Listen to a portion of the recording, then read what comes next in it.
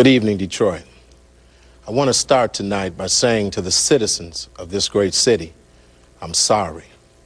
To all of you who have believed in what we've been doing here since 2002, to all of you who have believed in me and my leadership, to all of you who have stuck with me through very difficult times, to all of you who've prayed for me, I'm sorry for the embarrassment and the disappointment the events of the past few days have caused you, for what you, as my supporters, many of you, have had to hear as you travel around our city to beauty shops and barber shops, for what you had to hear when you were in church this past Sunday from people who know that you have supported me.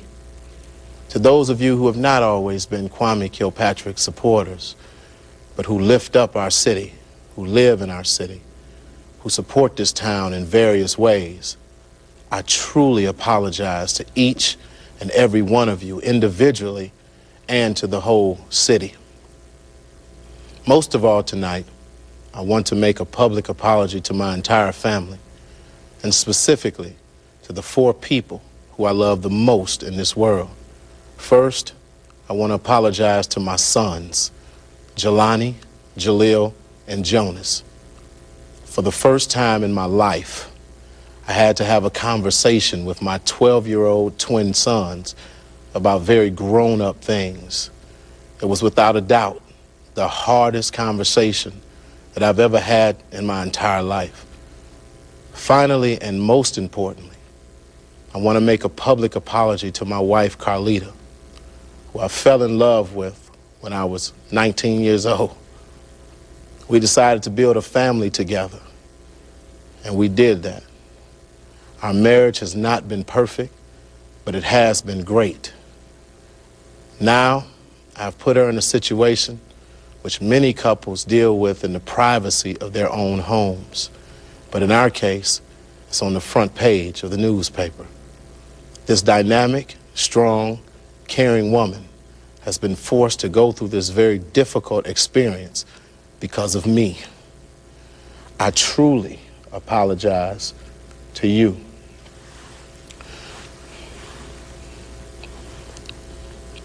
As many of you know, I am not the type of person who displays my emotions in public. But I have to tell you, I felt more emotion in the last week than I have in the past 20 years. I've been truly hurting. I've been hurting because I know that many of you are hurting. And most of all, I've been hurting because I know my family is hurting. And I'm responsible for that. Over the past few days, there's been some speculation about who is in charge of the city. Make no mistake about it, since 2002, I have been in charge of the city. There have been ups and downs. There have been hills and mountains and valleys. But through it all, I remain in charge of the city. I believe we've built a team here that understands the mission and focus and the commitment that we must have to serve our citizens. We've done some amazing things, but we have a lot of work left to do. Over the past few days, there has also been a lot of speculation about me resigning from office. Let me be clear tonight. I would never quit on you, ever. We got a lot of work to do, and with your help, I'm going to continue to lead this city in getting the work done. I am truly blessed and grateful that my wife is beside me tonight, and she has some personal remarks of her own to make. It is very difficult for me to talk to you at this moment, but I want to let you know what is on my heart tonight. Like all marriages, ours is not perfect. Like all people, we are not perfect. But through our commitment to God and each other, my husband and I will get through this. Yes, I am angry, I am hurt, and I am disappointed.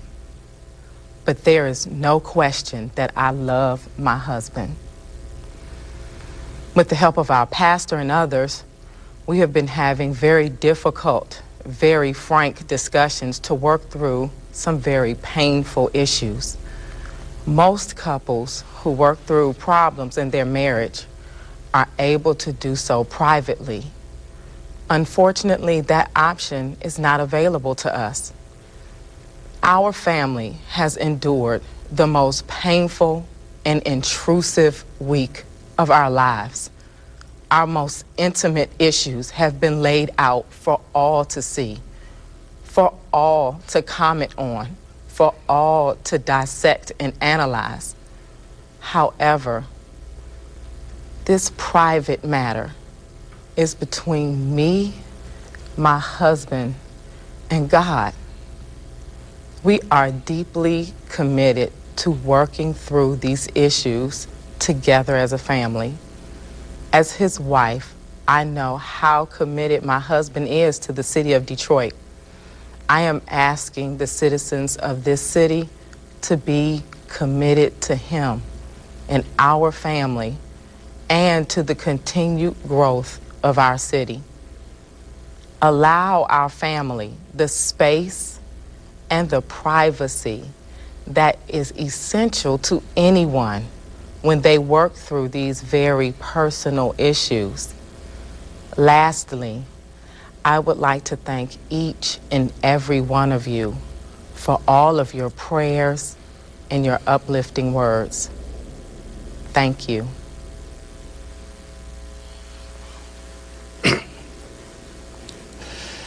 This has been a very difficult time for my wife and my family.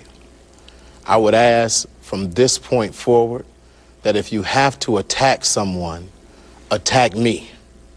I would ask that you don't follow my wife. You don't film my kids going to school. I ask you not to have helicopters flying around our home. I ask that you leave them alone. I am the mayor. I made the mistake. I am accountable because there are legal matters pending at this moment. Unfortunately, I am unable to discuss any of those issues at this time, but I do have some personal words I want to share with you tonight. Over the past week, our marriage has been opened up for public view.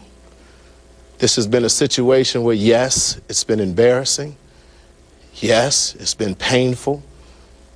But through all of that, through the grace of God, we've also had a feeling of thankfulness and freedom. We have committed to moving forward together to make our marriage better and stronger. Last week was the first weekend since I took office in January 2002 that I just put everything aside and focused only on my family.